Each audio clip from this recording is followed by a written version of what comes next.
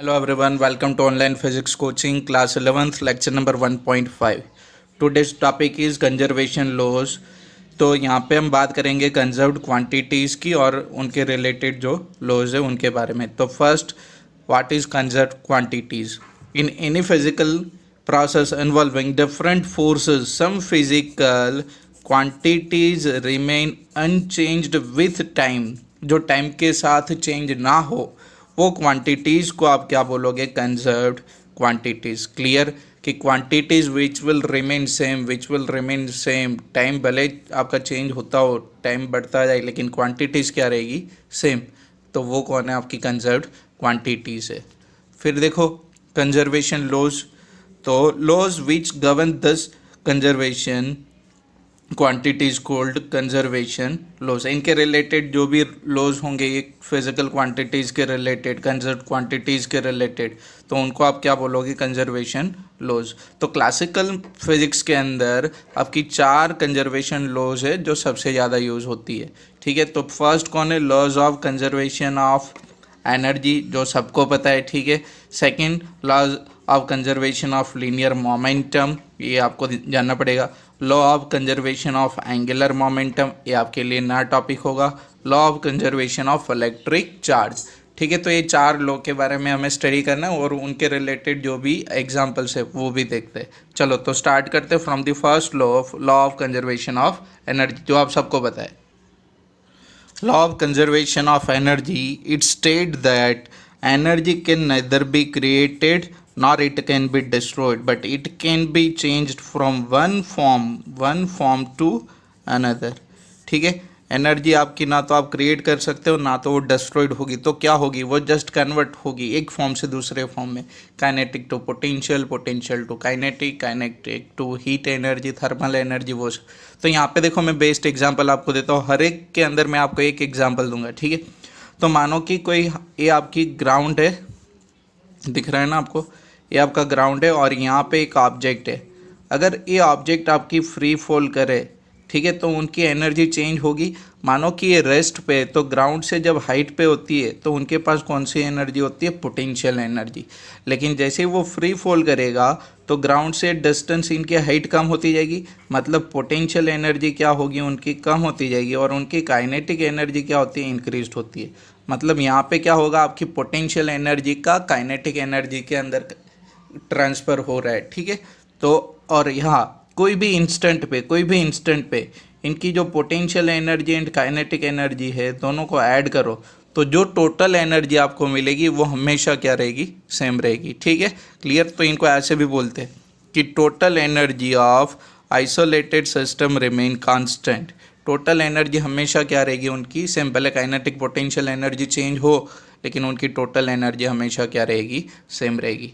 चलो फिर next, second, law of conservation of linear momentum. It states that when there is no external force, जब कोई external force act ना हो, ठीक है, on a system, then its linear momentum remain constant. linear momentum का equation याद है? P is equal to mv, mass, v क्या होगी? आपकी वेलोसिटी. ठीक है, तो जब भी कोई सिस्टम के ऊपर एक्सटर्नल फोर्स एग्जर्ट नहीं होगी तो उनकी जो लीनियर मोमेंटम होगी वो क्या रहेगी?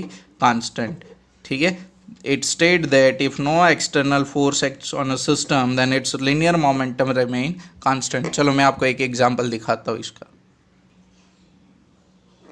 तो देखो यहाँ पे जब भी आपकी बुलेट गन से निकलती है, ठीक है, तो इनका मास और उनकी वेलोसिटी होती है फॉरवर्ड डायरेक्शन में. इनिशियली दोनों रेस्ट पे थी तो उनकी मोमेंटम 0 होती है. तो जैसे ही आप बुलेट फायर करोगे ना तो ये जो आपकी गन है ना वो बैकवर्ड होती है कि नहीं वहाँ पे? ठीक है, तो वो इनकी वेलोसिटी होगी ऑपोजिट डायरेक्शन में. अब देखो इसकी वेलोसिटी ज़्यादा होगी तो इसका मास ज़्यादा है, तो टोटल मोमेंटम फिर से क्या हो जाएगी? 0. ठीक है, इनकी फॉरवर्ड डायरेक्शन में देखो, इनके पास फॉरवर्ड डायरेक्शन में वेलोसिटी होगी आफ्टर फायरिंग, इनके पास कौन से डायरेक्शन में होती है? बैकवर्ड डायरेक्शन में वेलोसिटी. तो इनकी टोटल मोमेंटम फिर से क्या हो जाएगी? 0, जो इनिशियली 0 थी. तो ये क्या होगी? आपकी linear momentum conservation. Next, laws of conservation of angular momentum. अब देखो मैं पहले आपको एंगुलर मोमेंटम की इक्वेशन लिख दूँ. तो एंगुलर मोमेंटम एल किसके बराबर होगी? तो moment of inertia, moment of inertia cross angular speed, ठीक है, L is equal to I omega. चलो यहाँ पे तो law of conservation of angular momentum state that when there is no external torque, देखो टॉर्क से क्या होता है, ऑब्जेक्ट का रोटेशन होता है on a system, then its angular momentum remain constant, कि जब कोई ऑब्जेक्ट के ऊपर कोई एक्सटर्नल टॉर्क एग्जर्ट नहीं होगी तो उनकी जो एंगुलर मोमेंटम होगी वो कांस्टेंट रहेगी, ठीक है, मतलब आई ओमेगा बनी रहेगी।